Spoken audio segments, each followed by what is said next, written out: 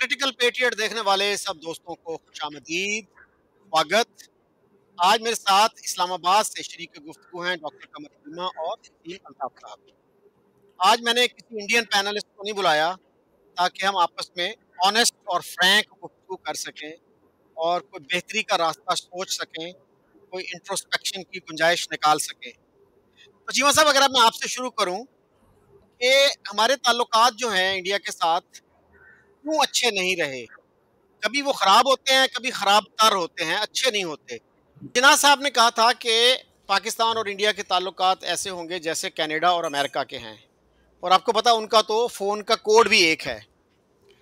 तो हमारे ताल्लुकात जो है वो क्यों इतने ख़राब रहे, और क्या पाकिस्तान में रियलाइजेशन रही या है कि यार इन ताल्लुकात, अच्छे ताल्लुकात का हमें फ़ायदा होगा, नुकसान नहीं होगा? या कुछ लोगों का ये ख्याल था कि जी दो कौमी नज़रिया जो है ना वो एक रुकावट है, कि अगर ये दो कम्युनिटीज़ आराम से नहीं रह सकती तो दो मुल्क जो हैं उस नज़रिए पर जो बेस्ड हैं वो कैसे इकट्ठे रह सकते हैं और आराम से रह सकते हैं? बहुत शुक्रिया शकील चौड़ साहब and great to be with Waseem Altaf भाई। देखिए, मैं ज़ाती तौर पे ये समझता हूँ कि भारत और पाकिस्तान को एक ही मसला लाहिक है इस वक्त। वो क्या है कि हमने पिछले कुछ दहाइयों पे मज़हब का इस्तेमाल इतना ज़्यादा किया स्टेट क्राफ्ट के अंदर कि हमारी जो पॉलिसी थी ऑन ऑन ऑन भारत वो बहुत ज़्यादा मुतासर हुई। अगर हुकूमत पाकिस्तान जो है वो कुछ करना भी चाहती थी तो दाएं बाजू के ये जो राइट विंग इस्लामिस्ट ग्रुप्स हैं वो सामने आ जाते थे और कश्मीर और फ़लस्तीन के इशू को जोड़ दिया जाता था, और कश्मीर के हवाले से फिर जंगें और बहुत कुछ रहा।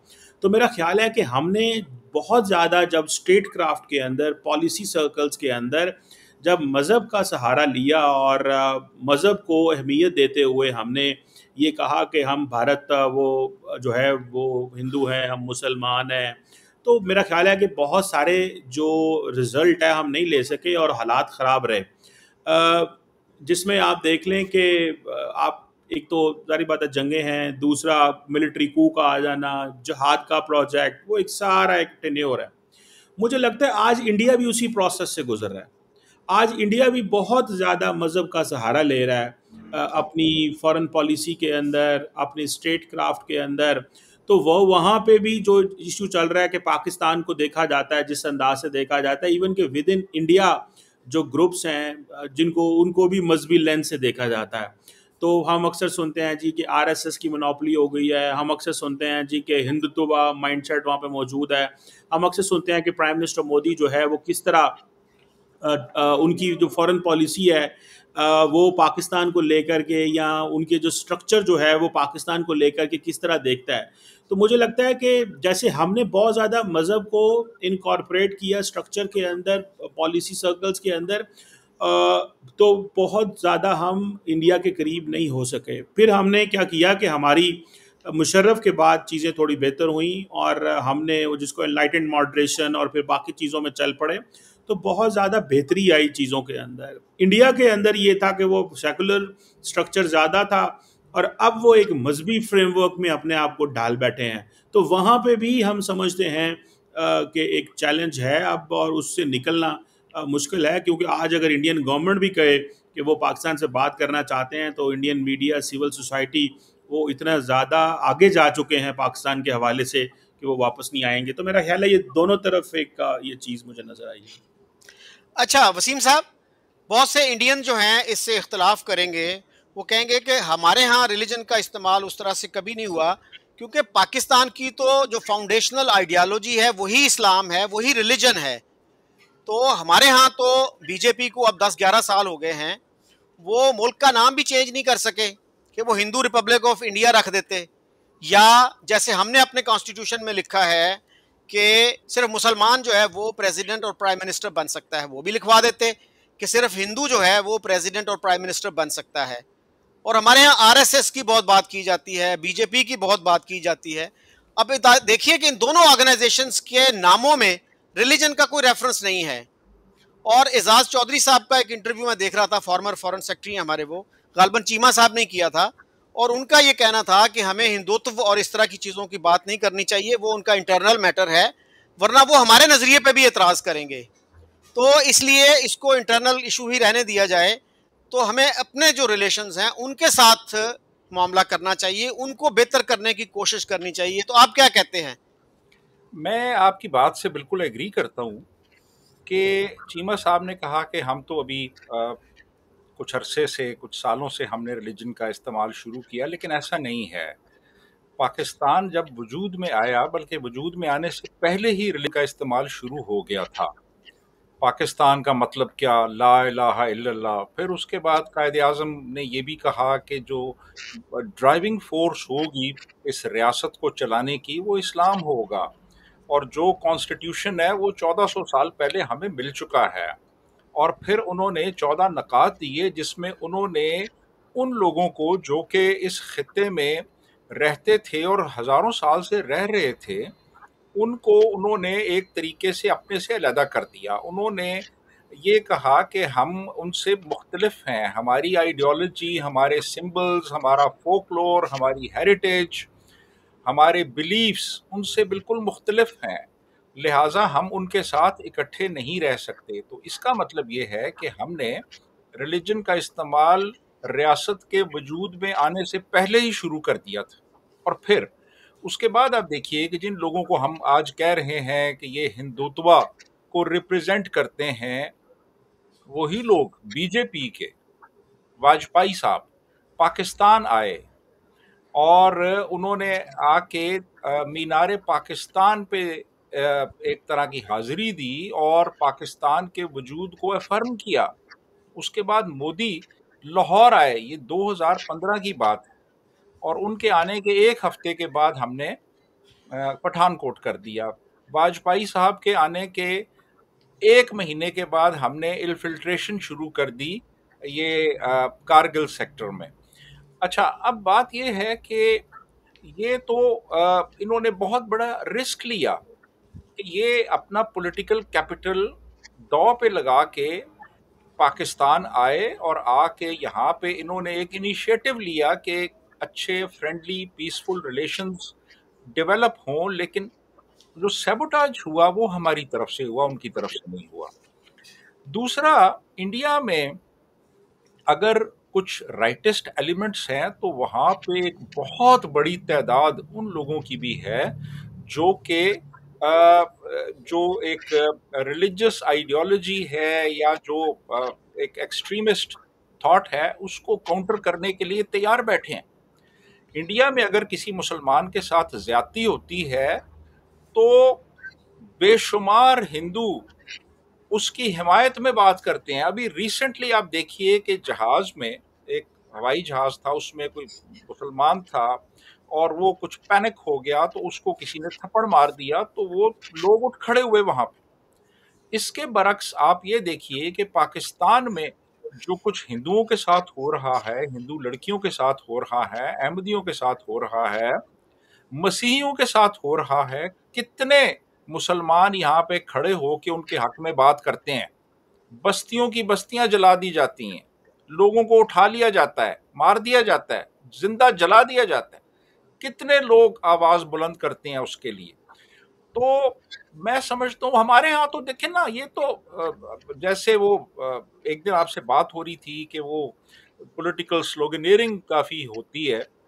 तो इंडिया में जी वो पाकिस्तान के बारे में बात होती है। हमारे यहाँ तो बड़े बड़े जो पॉलिटिकल लीडर्स हैं वो ये कहते रहे जी कि मोदी का जो यार है गद्दार है, गद्दार है। ये तो बड़ा एक आम सा नारा सुनने में आया। तो मेरा ख्याल है कि हमें थोड़ा सा अपने आप को देखना चाहिए, एक इंट्रोस्पेक्शन करनी चाहिए, कुछ सोल सर्चिंग करनी चाहिए कि यार हमारा क्या किरदार रहा है right from the Inception of the state over the years. तो मेरा ख्याल है थोड़ा सा हमें अपने किरदार को और अपने रवैये को भी तब्दील करने की जरूरत है यहाँ पे। जी अच्छा चीमा साहब, आपने कहा कि जो राइट विंग एक्सट्रीमिस्ट ग्रुप्स थे वो स्टेट को मैनिपुलेट करते रहे। Many people would argue it is the other way around, कि स्टेट जो है वो उनको यूज करती रही, मैनिपुलेट करती रही। जैश ए मोहम्मद देख लें, लश्कर तैयबा देख लें। मतलब पाकिस्तानियों को शायद आप कन्विंस कर सकते हैं, लेकिन इंटरनेशनल कम्युनिटी जो साउथ एशिया को वॉच करते हैं लोग, अमेरिका में, यूरोप में, ऑस्ट्रेलिया में, वो आपको यही बताएंगे कि जी state has been using these extremist groups. और आपको पता है एक मुजाहिरा था हमारा इधर फैजाबाद पे, तो हमारे एक मिलिट्री ऑफिसर पहुंच गए थे वहां पैसे बांट रहे हैं एक्सट्रीमिस्ट लोगों के दरमियान। तो ये भी तो हमारा एक ट्रैक रिकॉर्ड है ना सर। दूसरा मैं आपकी तवज्जो मबजूल कराना चाहता हूं, एम्बेसडर अब्दुल सत्तार जो थे, वो फॉरेन सेक्रेटरी भी रहे, फॉरेन मिनिस्टर भी रहे। तो उनके बारे में जे.एन. डिक्सट ने लिखा है अपनी किताब में कि 92 में वो अपना दूसरा स्टेंट कंप्लीट करके पाकिस्तान वापस जा रहे थे, तो उन्होंने मुझसे मुलाकात की, फेयरवेल मीटिंग की। तो मुझसे कहने लगे कि हम एक दूसरे को 20 साल से जानते हैं, लेकिन मैं ये समझता हूं कि I don't think India and Pakistan can be friends perhaps for another 2 generations. तो ये क्या वजह थी? अब्दुल सत्तार साहब कैसे इस नतीजे पे पहुंचे कि जी हम दोस्त हो नहीं सकते? और दूसरा सर फर्क जो है, आप भी कायदे आजम यूनिवर्सिटी में पढ़ते रहे हैं कि सर JNU में देखिए, there is hardly any ambassador who has not visited and spoken there. Quaid e Azam university में इंडियन एम्बेसडर नहीं जा सकता। पाकिस्तानी एम्बेसी जो है दिल्ली में, वो वहां पे सेमिनार करवा सकती है, डिस्कशंस करवा सकती है, लेक्चर्स करवा सकती है, लेकिन इंडियन हाई कमीशन या इंडियन एम्बेसी यहाँ पे जो है वो ये नहीं करवा सकती। आप 5 मिनट के लिए अंदर जाएं ना अगर इंडियन हाई कमीशन में, तो 10 लोग आपके पीछे लगे होंगे, आपको हरास कर रहे होंगे, अच्छा जी कौन हो तुम, शनाख्ती कार्ड दिखाओ, ये दिखाओ, वो दिखाओ। और मैं सर एक दफा यही चीज चेक करने के लिए, 80s की बात है ये, I went to Pakistani high commission, कोई काम नहीं था मुझे, लेकिन मुझे किसी ने नहीं पूछा वापसी पे। उसके साथ ही यूगोस्लाव एम्बेसी थी, वहां चला गया, उनका बाहर ही वो रीडिंग रूम सा बना हुआ था, रिलैक्स डेज थे वो, तो वहां चला गया। इसी तरह से एक दफा मैं दिल्ली गया, तो अब्दुल वहीद हुसैनी थे एक जर्नलिस्ट, पाकिस्तानी जर्नलिस्ट, उनसे मिलने चला गया। मुझे किसी ने नहीं पूछा। जब मैं वापस आया, यहाँ पे हिंदू का कॉरेस्पॉन्डेंट था, एक दफा उसने खाने पे बुलाया, और भी लोग थे, मैं भी था, लेकिन बाहर इंटेलिजेंस वाले खड़े हुए थे। तो सर ये जो चीजें हैं, हमारा फर्क है उनसे कुछ ना कुछ, इसको मानते हैं आप? चर साहब, आप बड़ी मासूमाना सी बातें करते हैं। आप क्या समझते हैं कि मैं मासूम आदमी हूं ना सर? मैं देखें देखें चौर साहब, देखें बात सीधी सी है चौर साहब, कि ये जो आपने बात की, पहला मैं उस पर आ जाऊँ थोड़ा सा, कि जी हम, आपने कहा जी कि मजहबी ग्रुप स्टेट को इस्तेमाल करते रहें। देखिए हकीकत क्या थी चौर साहब, हकीकत ये है कि अफ़गानिस्तान के जहाद के बाद हमने एक दफ़ा सोचा कि हम इन नॉन स्टेट एक्टर्स को इस्तेमाल कर सकते हैं कश्मीर के लिए।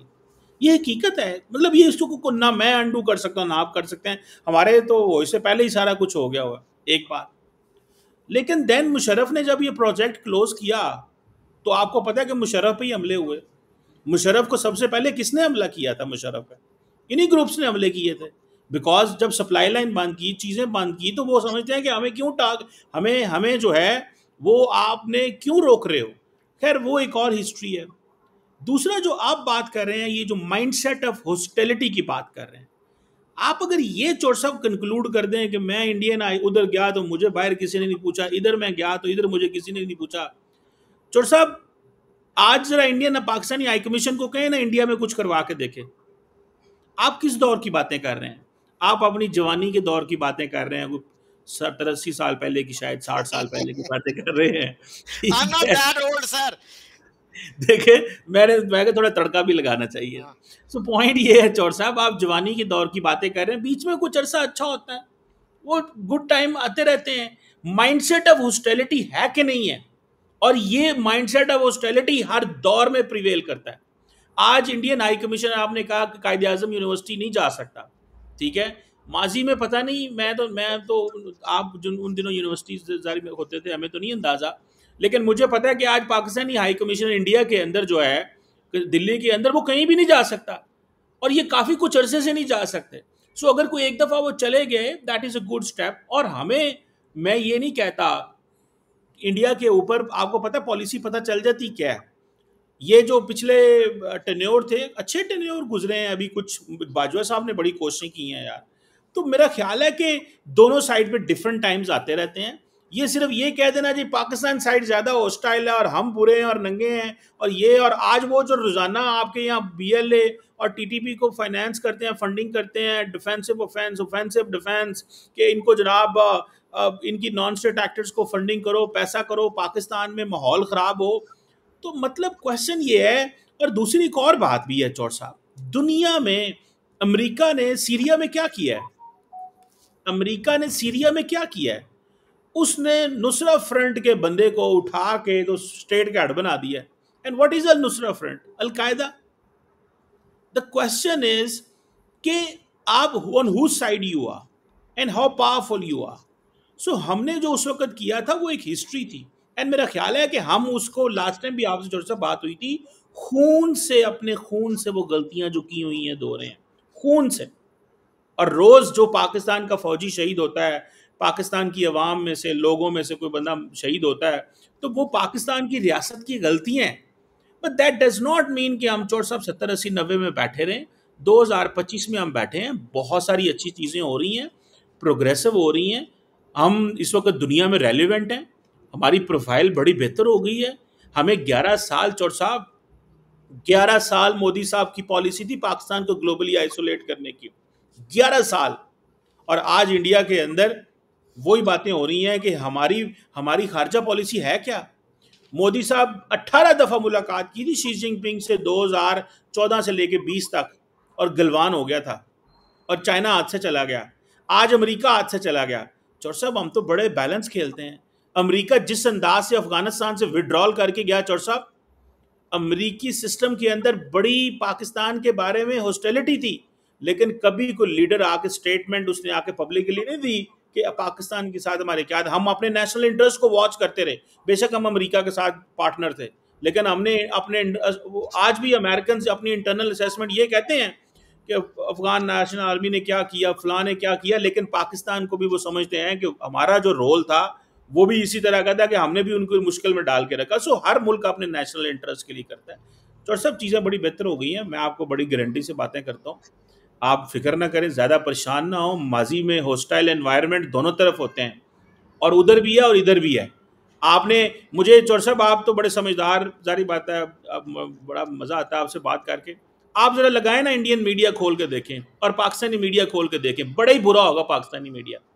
जरा दोनों का तकाबला आप खुद ही करके शाम को रिपोर्ट बनाएं, आपको पता चल जाएगा क्या हो रहा है। आपने खुद ही कहना है यार नहीं, हमारे साफी तो बड़ी अच्छी बातें कहते हैं, हमारे लोग तो बहुत ज़बरदस्त बातें करते हैं। सिर्फ एक चीज़ का एनालिसिस कर लें, एक चीज़ का एनालिसिस। मैं कल वो मिला हूँ उसको, रिकी गिल साहब आए हुए थे, ठीक है जी, अमेरिका के नेशनल सिक्योरिटी ऑफिस से। तो हम मतलब we were talking a lot on this कि भाई क्या दोनों साइड का मीडिया क्या कर रहा है और किस तरह की चीज़ें हो रही हैं। सो तो सब दुनिया लिख रही है, हमारी अप्रोच और उनकी अप्रोच पे दुनिया लिख रही है, बात कर रही है, चीज़ें बेहतर हैं। एंड अब वो माइंड सेट और वो स्टाइलिटी जो है ना बेहतर होगा इंशाल्लाह ताला। लेकिन इंडिया भी थोड़ी सपोर्ट करे, हम भी आगे आएँ, दोनों को ही आगे आना होगा। मैं किसी एक को कसूरवार उस तरह नहीं ठहराऊंगा, लेकिन दोनों आगे आएँ। अच्छा चीमा साहब, एक तो इसमें यह है कि लश्कर तैयबा जैसे जो ग्रुप हैं उन्होंने कभी मुशर्रफ पे हमला नहीं किया या किसी स्टेट इंस्टीट्यूशन पे हमला नहीं किया। और अभी आप देखिए कि हमारे डिप्टी प्राइम मिनिस्टर साहब कितना क्रेडिट दे रहे थे कि रेजिस्टेंस फ्रंट का नाम आ रहा था यूएन की स्टेटमेंट में, हमने वो बड़ी कोशिश करके निकलवाया, हम डट गए, हमने कहा कि नहीं ये नहीं, भाई क्या जरूरत है आपको उसको बचाने की, what sympathies do you have for it. और दूसरा सर आपने कहा कि हम अपने खून से गलतियां धो रहे हैं, तो सर क्या ये मुनासिब ना होगा कि हमारी पार्लियामेंट जो है वो एक कमेटी बना दे, वो इन चीज़ों को इन्वेस्टिगेट करे, भले सजा ना दें किसी को, डिटरमिन तो करे कि गलतियां किसकी थी, किस लेवल की थी, किसने क्या गलती की, ताकि हमारी आने वाली नस्लें कुछ सीख सकें उनसे। अब हम लेपा पोती अगर करते रहे, हाँ जी बस गलती हुई, भाई स्पेसिफिक बात करें, किसने क्या गलती की, क्यों की, उसमें सिविलियन लीडरशिप का कितना रोल था, उसमें मिलिट्री लीडरशिप का कितना रोल था, ये सारी चीजें जो है ना ये क्लियर होनी चाहिए। और सर जो मैंने बात की कि वहां पे इतना सख्ती नहीं होती थी इंटेलिजेंस वालों की, यानी जब अच्छे वक्त थे उसमें भी पाकिस्तान में सख्ती होती थी। अब ठीक है उन्होंने भी हो सकता है कर दी हो, लेकिन दूसरा आपने कहा कि 11 साल से मोदी साहब पाकिस्तान को आइसोलेट करने की कोशिश कर रहे थे। सर अगर उनकी ये कोशिश होती तो वो अपनी स्वेरिंग इन पे नवाज शरीफ को क्यों बुलाते, वो अपना कैपिटल, सर सुन लेना please, hear me out please. तो वो जो है अपना पॉलिटिकल कैपिटल दांव पे लगाकर अपने मुशीरों की एडवाइस को इग्नोर करके वो लाहौर आए। मनमोहन सिंह की हमने कितनी मेहनतें की, वो नहीं आए, उनको पता था कि अपोजिशन जो है उसको एक्सप्लॉइट करेगी, लेकिन मोदी जी आए लाहौर। और फिर देख लीजिए हमने उनको क्या, उसको रिटर्न क्या दिया, क्या तोहफा दिया उनको। जी, मैं देखिए चोर साहब, पहली बात तो ये है कि अगर वो ऐसी बात होती तो मोदी उसको अपने वो उस पर ना बुलाते। मुझे ये बताएं, तब तो मोदी अभी पावर में आया ही था, वो तो एक सिग्नल दे रहे थे और हमने भी तो अच्छा सिग्नल दिया। नवाज शरीफ जब इंडिया गया था तो अपने पॉलिटिकल कैपिटल को कॉम्प्रोमाइज करके नहीं गया था ओथ टेकिंग पे। ये क्यों सवाल हम करते हैं कि नरेंद्र मोदी का पॉलिटिकल कैपिटल बहुत। मुझे ये बताएं, इमरान खान ने क्या किया था? क्या इमरान खान ने नवाज शरीफ के पॉलिटिकल कैपिटल पे हमला नहीं किया था? मुझे बताएं, हमें इंडिया में नरेंद्र मोदी का पॉलिटिकल कैपिटल तो बहुत अजीज है, लेकिन हमें नवाज शरीफ का पॉलिटिकल कैपिटल अजीज नहीं है, जिसने एस्टैब्लिशमेंट के साथ कितने मसले खराब हुए उसके। कभी हमने उसके पॉलिटिकल कैपिटल की भी बात की है? वो हम नहीं करेंगे, पॉपुलर नहीं ना, अनपॉपुलर बात है। सवाल ये है चौर साहब, और दूसरा आपने लश्कर तैयबा की बात की। देखिए हर ग्रुप जो होता है ना चौर साहब, मैं हर ग्रुप का अपना एक माइंडसेट है। मुझे इस चीज का पता है कि एलईटी वगैरह जो है ये मेन स्ट्रीम हो चुके हैं, इन्होंने अपने आप को ट्रांसफॉर्म किया है। देखें, आपके पास दो तीन मॉडल हैं दुनिया के अंदर। साउथ अफ्रीका में हुआ था ट्रूथ एंड रिकॉन्सिलेशन। अभी रिसेंटली जो मॉडर्न हिस्ट्री है उसमें कोलंबिया फार्क रेबल्स जो थे, उन्होंने मेन स्ट्रीम हुए थे, आयरलैंड में हुए थे। चोर साहब, दुनिया में ऐसे ग्रुप जब मेन स्ट्रीम होते हैं तो कैसे होते हैं, या उनको क्या किया जाता है? दो चीजें हैं। एक तो ये था कि एलईटी के लोगों को सजाएं दे दी गई जो टॉप के थे, और यही वजह है कि आप एफएटीएफ की ग्रे लिस्ट से बाहर आए। आपने अपनी कोर्ट की अपनी जो ऑर्डर्स थे एफएटीएफ को दिखाए थे, तो आपको एफएटीएफ से बाहर निकाला गया था ना। जो ग्रे लिस्ट थी, कुछ लीगल लकूनास थे, कुछ फाइनेंशियल लीगल लकूनास थे, तो आपको उससे बाहर निकाला गया। अब क्या करें? मुझे ये बताएं, फार्क रेबल्स को कोलंबिया में जब मेन स्ट्रीम किया गया तो उनको क्या लाइन में खड़ा करके गोलियां मार दी थी उन्होंने? कोई तरीका कार भी तो होता है। तीसरी बात, आपने कहा पार्लियामेंट में खड़े होकर ट्रूथ एंड रिकॉन्सिलेशन कुछ इस तरह की बात कर दें। अच्छा होता, ये आइडिया को बुरा आइडिया नहीं, आपका अच्छा आइडिया, मैं भी इस पर बहुत दफा बात कर चुका हूं। लेकिन चोर साहब, रियासतें जो होती हैं ना, उनके चीजें और होती हैं। और दूसरी बात है, आप किस वक्त ये चीज करेंगे जब आपका जो एडवर्सरी है वो उसी तरह के ग्रुप्स को सपोर्ट कर रहा है, और आप जो है वो इस तरह की स्टेटमेंट जारी करवा दें जब वो ये कर रहे हो, जब वो आपके मुल्क के अंदर इन लोग इस तरह के नॉन स्टेट एक्टर्स को सपोर्ट किया जा रहा हो।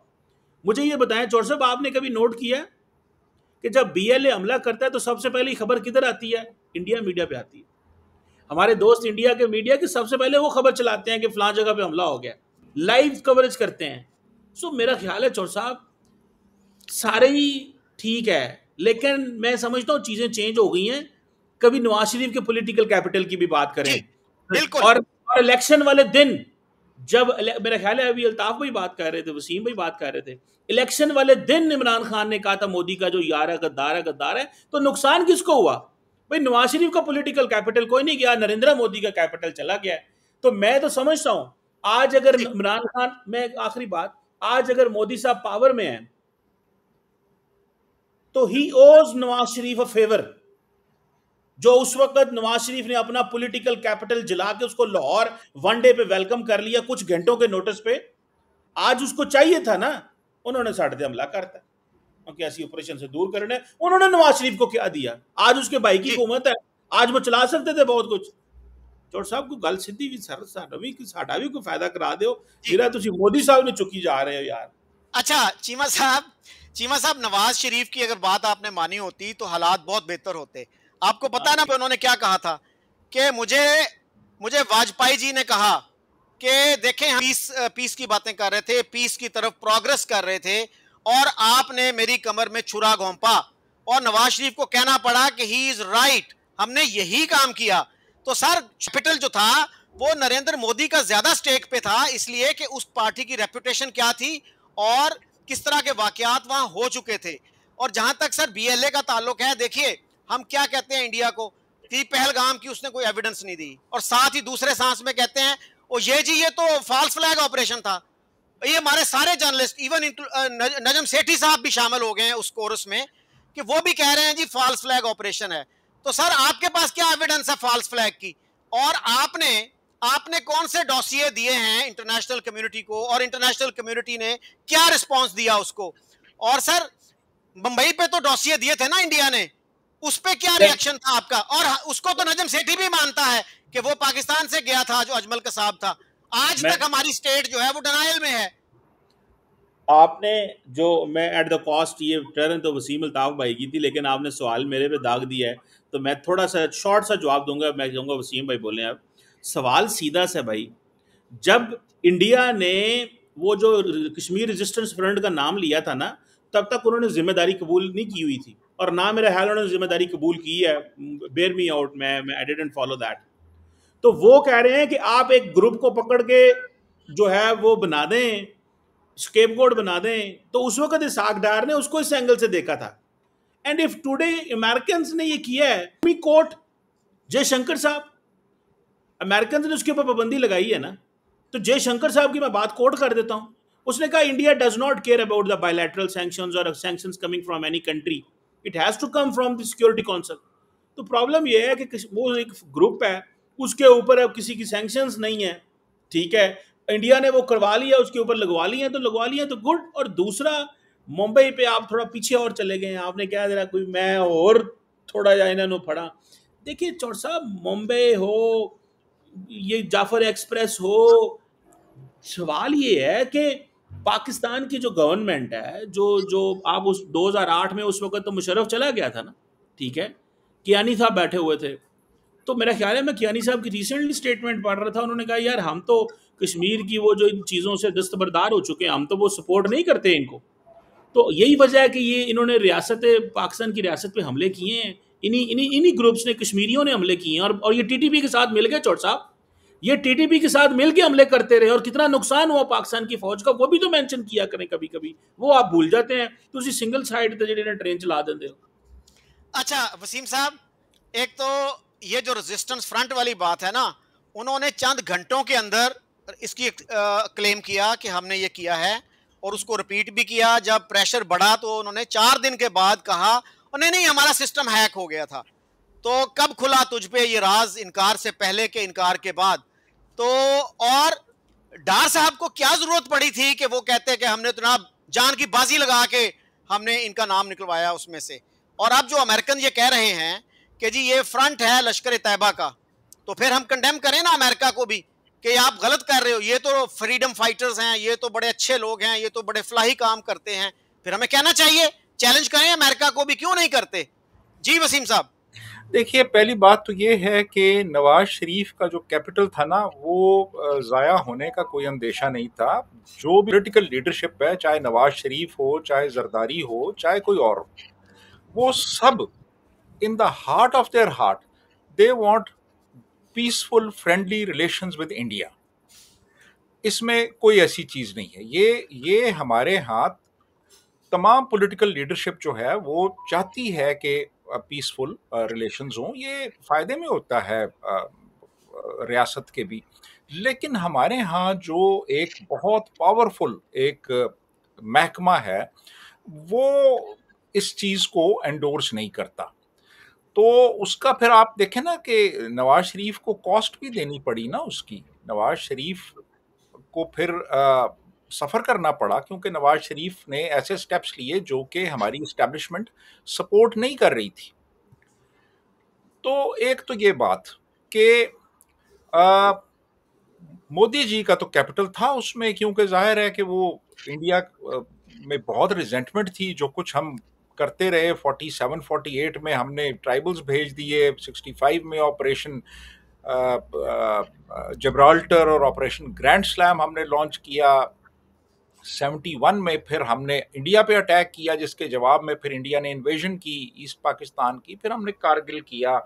ये तो हम रियासती सतह पे करते रहे ना। और उसके बाद फिर जो गैर रियासती सतह पे हमने किया, यानी हमने वो आप देखें ना कि इन पैटर्नाइज किया ये जैश ए मोहम्मद को और लश्कर तैयबा को, और ये लोग जहाज़ों को हाईजैक, वो जो एयर इंडिया का जहाज़ कंधार किया हाईजैक होके, और उसके बाद फिर आप देखें कि पुलवामा में जो कुछ हुआ, और फिर उससे पहले वो बम्बई में जो कुछ हुआ, उसको तो हमने खुद तस्लीम भी किया कि हम यानी यहाँ पे इस्लामाबाद में FIR दर्ज हैं उन लोगों के खिलाफ। ज़कीउर रहमान लखवी के खिलाफ कुछ भी नहीं हुआ, कुछ नहीं किया गया। उसकी वजह यह है कि बाकायदा तौर पे रियासती सतह पे इन जत्थों को और इन दहशतगर्द तंजीमों को हर तरह की सपोर्ट और पैट्रनेज हासिल रही। तो मेरा ख्याल है कि हमें एक बहुत रेडिकल चेंज लाने की ज़रूरत है अपनी पॉलिसीज़ में, पर्टिकुलरली जो इंडिया सेंट्रिक हैं, और दोबारा से यानी सोचने की ज़रूरत है कि यार हम क्या कर रहे हैं, किस तरफ जा रहे हैं, किन लोगों को हम पैट्रनाइज कर रहे हैं और उसका नतीजा क्या निकलेगा। एक नतीजा तो उसका निकल चुका है, ये आप देखें ना, ये जो इस वक्त टीटीपी है, टीटीपी की जो पैदाइश हुई है ये इसी किस्म के ग्रोहों में से हुई, और इसी किस्म के ग्रोहों ने फिर आज हमारी रियासत के लिए बहुत बड़े मसाइल खड़े कर दिए हैं। तो मेरा ख्याल है कि हमें तो पूरी अपनी जो पॉलिसी है और जो सोचने का अंदाज है और चीज़ों को देखने का अंदाज है, उसको तब्दील करने की ज़रूरत है इस वक्त। जी शकील। अच्छा चीमा साहब, आपने बात की कि एफएटीएफ से हम निकले और सजाएं भी हुई। हाफिज सईद को सर किस जुर्म में सजा हुई? 31 साल भी हुई, फिर कहते हैं कि 12-13 साल की और सजा हुई, और वो किस जेल में सजा काट रहे हैं? क्या जुर्म क्या था उनका? पहले ये कहा जाता था कि जी अदालतें क्या करें, उनके खिलाफ तो एविडेंस ही नहीं मिलती, पहले वो रिहा हो जाते थे। लेकिन इसमें अब जो जब एफएटीएफ का शिकंजा कसा गया तो फिर उनको सजा हो गई, और उसकी कोई डिटेल नहीं आई कि क्या किस जुर्म में सजा हुई, क्या टेरर फाइनेंसिंग कर रहे थे वो। चौर साहब, मुझे इतना पता है कि UN security council resolution 1373 and 1267 I think, इनके ऊपर उनको जो है वो सजाएं दी गई। वो पाकिस्तान के ऊपर बाइंडिंग था उसके ऊपर एक्ट करना, and I don't have the details. और दूसरी जिस तरह जो आप बात कर रहे हैं कि किस जेल में, मुझे चौर साहब वो भी नहीं पता वो कौन सी जेल में। लोगों का कहना यह है कि वो हाउस अरेस्ट है, and even if is house arrest तो द पर्सन जिस स्टेचर का वो बंदा है, जिसके पीछे इंडिया इस तरह लगा हुआ है कि उसके घर के बाहर सुना जौहर टाउन में जो है वो गाड़ी में धमाका करवा दिया गया था, तो वो भी एक फैक्टर मौजूद है। और जिस तरह इंडिया यहाँ पे डेथ स्क्वाड भेजता है लोगों को, जो उनकी जमात के लोगों को टारगेट कर रहा है, तो वो भी जारी बात है एक फैक्टर है। So I don't have any knowledge कि वो कहाँ पे हैं, लेकिन ये तो है कि पाकिस्तान ने एफएटीएफ में उसको सजा दिलवा के कंप्लाइंस करके, और उसकी कोई पब्लिक जो मुझे कभी वो जैसे प्रेजेंस है वो नज़र नहीं आई, and I don't know much more about it. जितना को गवर्नमेंट जो मीडिया पे आता है मुझे भी उतना ही पता है उसका। तो सर हाई सिक्योरिटी प्रिजन्स जो हैं वो लोगों को ज्यादा प्रोटेक्शन देते हैं, या हाउस अरेस्ट में करके किसी बंदे को उसकी लाइफ को ज्यादा प्रोटेक्ट किया जा सकता है? सर चोर साहब देखें, आप जो सारी बातें तनकीद कर रहे हैं, मेरा ख्याल है कि ये this is a question for the government and the law enforcement to decide कि वो क्या महसूस कर रहे हैं और वो उनकी क्या वो अंडरस्टैंडिंग है। मैं और आप क्या सोच सकते हैं, बट द क्वेश्चन हमारे लिए जो इम्पोर्टेंट क्वेश्चन है, the person is convicted by the court, never appealed I think by him, and that's it. और वो बंदा अपनी वो हाउस अरेस्ट है, जेल में है, जिधर भी है, but I have no idea. लेकिन ऑब्वियसली उसकी सज़ा जो है उसको दिखा के तो एफएटीएफ से जारी कर, क्योंकि यूएन की सिक्योरिटी काउंसिल की वो बाइंडिंग था। अच्छा, आखिर में चीमा साहब ये बताइएगा कि हमारे यहाँ कश्मीर की बहुत बात होती है कि जी ये एक न्यूक्लियर फ्लैश पॉइंट है, और जब तक कश्मीर का मसला हल नहीं होता इस खित्ते में अमन नहीं आ सकता। तो आपके ख्याल में क्या रियलिस्टिक सोल्यूशन है? You are a well informed person, knowledgeable person, तो हमारे यहाँ क्या क्लैरिटी है कि हम what kind of solution is acceptable to Pakistan, कि जिसके बाद हम कहें कि भाई ठीक है अब अमन हो सकता है? क्या होना चाहिए उसके लिए? What is the minimum? चौर साहब, अगर सच्ची बात की जाए, मेरा ख्याल है कि the government of Pakistan and India, they need to talk, they need to engage, they need to sit on table, and then ये डिस्प्यूटेड टेरिटरी है, पूरी दुनिया इसको डिस्प्यूटेड टेरिटरी समझती है और कहती है, और डिस्प्यूटेड टेरिटरी को आप यूनिलैटरली ख़त्म नहीं कर सकते, आप उसका स्टेटस नहीं बदल सकते। यूएन सुप्रीम कोर्ट कश्मीर की इंडियन सुप्रीम कोर्ट के अंदर जिस तरह इंडिया ने उसको यूनियन टेरिटरी बनाने की कोशिश की, सब कुछ किया, वो भी चीज़ें मौजूद हैं। सो मेरा ख्याल है कि ये जब तक भारत और पाकिस्तान नहीं बैठेंगे, ये एक न्यूक्लियर फ्लैश पॉइंट है। और इंडिया ने जो नई बात कही है कि जनाब अगर इंडिया के अंदर कहीं पर दहशतगर्दी का वाक़या हुआ, that is an act of war. तो इनफैक्ट नरेंद्र मोदी साहब ने फैसला ये किया है कि भारत और पाकिस्तान के 1.7 बिलियन लोगों की जो किस्मत का फैसला है वो दहशतगर्द करेंगे। सो दहशतगर्द फैसला करेंगे भारत और पाकिस्तान के दरमियान जंग कब होनी है। तो ये फैसला मोदी साहब का है, ये उन्होंने फैसला उनको दिया है, और ये राहुल गांधी ने इंडियन पार्लियामेंट में खड़े होकर, ये अभी जो मॉनसून सेशन हुआ है उसमें जो ऑपरेशन सिंदूर के ऊपर था, राहुल गांधी ने कहा कि प्राइम मिनिस्टर आपने भारत की जो किस्मत का फैसला है ये राहुल गांधी ने कहा कि प्राइम मिनिस्टर आपने भारत की किस्मत का फैसला दहशतगर्दों के हाथ में दे दिया है, जो कश्मीर में या इंडिया में कहीं भी कोई एक्टिविटी करें, and then India is bound to attack Pakistan. तो ये चीज़ जो है, मेरा ख्याल है इससे बाहर निकलना पड़ेगा, and the best thing is seat on table talk. India बहुत बड़ा प्लेयर नहीं है, इंडिया दुनिया की सुपर पावर नहीं है, इंडिया हमें कुछ डिक्टेट नहीं कर सकता। हमने इस खित्ते में, इस जंग में जो कुछ किया है, मेरा ख्याल है दुनिया ने उसको इस्टेब्लिश कर लिया है। सो या तो इंडिया सिंगल हैंडेडली हमें डिक्टेट कर ले तो दैट्स फाइन, तो अगर डिक्टेट नहीं कर सकता तो बैठना पड़ेगा। हाँ, अगर वो समझते हैं कि 10 साल उन्होंने और लगाने हैं, ऐसे लगा लें, लेकिन टेबल पे बैठ के मसला हल होगा। चौर साहब, सिंगल हैंडेडली यूनिलैटरली कुछ नहीं हो सकता। अच्छा चीमा साहब, टेबल पे कई दफा बैठे हैं इंडिया पाकिस्तान, कोई हल नहीं निकला। मेरे ख्याल में उसकी वजह यह है कि पाकिस्तान में ये क्लैरिटी नहीं है कि हम चाहते क्या हैं। सूरन सिंह और भुट्टो साहब के मुज़ाकरात हुए थे 60s में, 1963 में मेरा ख्याल, उसमें इंडिया कुछ कंसेशंस भी देने के लिए तैयार था, लेकिन भुट्टो साहब ने कहा नहीं नहीं, हमें बहुत कुछ चाहिए है। तो हमारे यहाँ क्लैरिटी नहीं है, क्या हम जब सेल्फ डिटर्मिनेशन की बात करते हैं कि हम सेल्फ डिटर्मिनेशन ऑफ कश्मीरीज की को सपोर्ट करते हैं, व्हाट डज दैट मीन?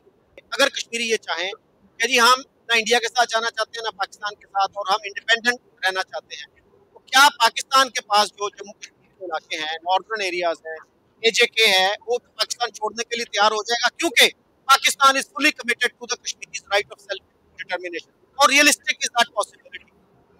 चोर साहब, जब सिचुएशन ऐसी पैदा होगी तो कश्मीरी भी फैसला कर लेंगे और हम भी फैसला करेंगे। अभी टेबल पे तो बैठ जाएं, और मेरा ख्याल है कि अगर दोनों साइड में लोग बैठें टेबल पे तो रास्ते निकल आते हैं। सिंसियर एफर्ट चाहिए, सिंसियर एफर्ट चाहिए, मेरा ख्याल है that is what is important.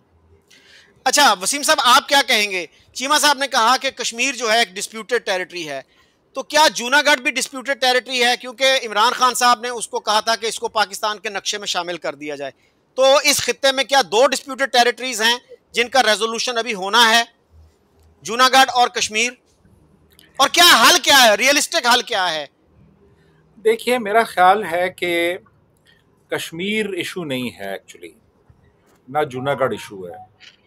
हमारे जहनों में जो एक आइडियोलॉजी बिठा दी गई है ना शुरू से, और उसमें कोई रेकन्सिलिएशन की गुंजाइश नहीं रखी गई, और उसमें यही कहा गया है कि जी आप ये आइडियोलॉजी है, आप सुपीरियर हैं, और ये अभी कुछ अर्सा पहले एक तकरीर में इस चीज़ को रिआइटरेट भी किया गया, आप सुपीरियर हैं, आप सही सिमत में जा रहे हैं।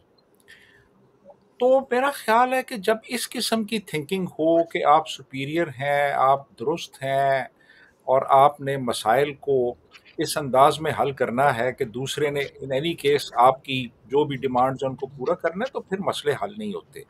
इसके लिए सबसे इम्पोर्टेंट तरीन चीज़ जो है ना, वो ये है कि सबसे पहले हम एक टास्क फोर्स बनाएं, नॉर्मलाइजेशन ऑफ रिलेशंस पे एक टास्क फोर्स बनाई जाए जो बाय पार्टीजन हो, और जिसमें दोनों मुल्कों के यानी हमारे लोग यहाँ से हों और इंडिया की तरफ वहाँ पे भी एक किसी किस्म की टास्क फोर्स हो, ये बनाई जाए। और उसके बाद फिर हम बैक चैनल जो डिप्लोमेसी है उसको हम एक्टिवेट करें, दो। और तीसरा, फिर कॉन्फिडेंस बिल्डिंग मेजर्स जो हैं वो डेवलप किए जाएं। और इसमें यह भी बहुत ज़रूरी है कि एक मीडिया पैक्ट हो कि मीडिया के ऊपर ऐसी चीज़ें बैन कर दी जाएं जो कि रिलेशंस को ख़राब कर सकती हैं, वो बहुत ज़रूरी है। और सिविल सोसाइटी जो है हमारी, उसको भी थोड़ा सा मोबिलाइज करने की ज़रूरत है। तो ये स्टेप बाय स्टेप, पीस मील, आहिस्ता आहिस्ता हम फिर आगे मज़ीद जो रेडिकल जहाँ पे डिफरेंसेस हैं उनकी तरफ जा सकते हैं। लेकिन जो इब्तदा की जानी चाहिए, मेरा ख्याल है वो इस टास्क फोर्स से होनी चाहिए, कॉन्फिडेंस बिल्डिंग डेवलप होने चाहिए, बैक चैनल डिप्लोमेसी का इस्तेमाल होना चाहिए, और फिर उसके बाद हम ग्रेजुअली आगे की तरफ जाएं और वो स्टेप्स लें जो उन इश्यूज की तरफ जाएं जो ज़्यादा सेंसिटिव हैं।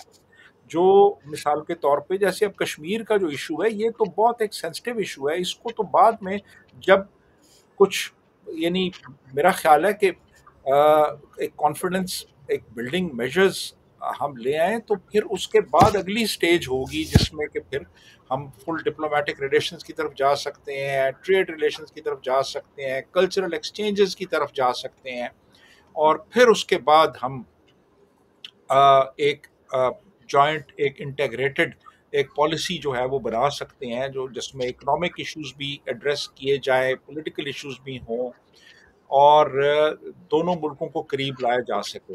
लेकिन डायरेक्ट एक कश्मीर जैसे इशू को पकड़ लेना, और देखे ना, हुआ यही है कि कश्मीर पे बात शुरू हुई और वहीं ब्रेक डाउन होगी, क्योंकि वो इतना एक सेंसिटिव इशू है कि उसके ऊपर बात आगे बढ़ती ही नहीं है, वो वहीं पे चीज़ किल हो जाती है।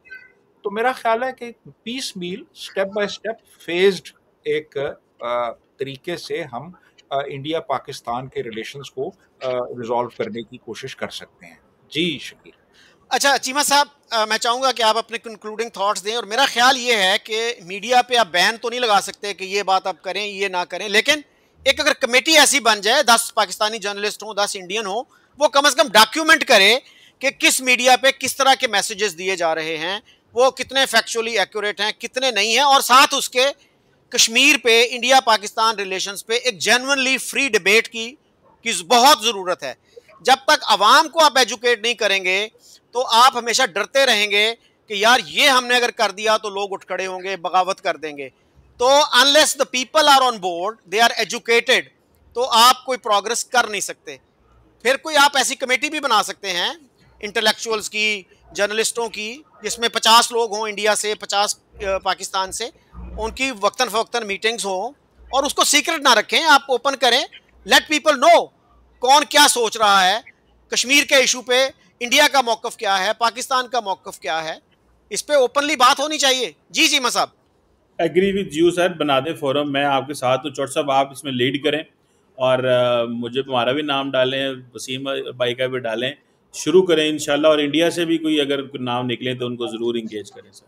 जी वसीम साहब, एनी कंक्लूडिंग थॉट्स ब्रीफली? देखिए जी, मेरा ख्याल है कि कुछ चीज़ें तो हमें फौरी तौर पे करनी चाहिए कि एक मीडिया पैक्ट करना चाहिए कि कम से कम जो मीडिया के ऊपर एक दूसरे के खिलाफ नफरत को रीइंफोर्स किया जाता है, इसको ख़त्म किया जाए दोनों मुल्कों के दरमियान। और वसीम साहब, ताशकंद एग्रीमेंट में ये चीज शामिल थी कि मीडिया को एक दूसरे के खिलाफ प्रोपेगेंडे के लिए, हॉस्टिलिटी प्रमोट करने के लिए इस्तेमाल नहीं किया जाएगा, लेकिन अनफॉर्चुनेटली उस पर अमल नहीं हुआ। हाँ, तो ये जो है ना, ये बहुत ज़रूरी है कि ये मीडिया पैक्ट किया जाए, और ट्रांसपेरेंट मैट्रिसेस हों, यानी जो भी दोनों मुल्कों के दरमियान कोई भी जो डेवलपमेंट हो रही है रिलेशन के दरमियान, तो उसको क्वांटिफाई करके पब्लिश किया जाए, लोगों को पता चले। यानी चीज़ें वेग नहीं होनी चाहिए, बल्कि बड़ी कॉन्क्रीट लेवल पे प्रेजेंटेबल होनी चाहिए, पता चले कि यार क्या हो रहा, हो क्या रहा है एक्चुअली। चीज़ें वेग रहती हैं और फिर उसके बाद वो उनसे कोई नतीजा नहीं निकलता। तो बड़े मेजरेबल, क्वांटिफाइबल मैट्रिसेस होने चाहिए जिनसे प्रोग्रेस को मेजर किया जा सके दोनों मुल्कों के दरमियान। ये बड़ा ज़रूरी है।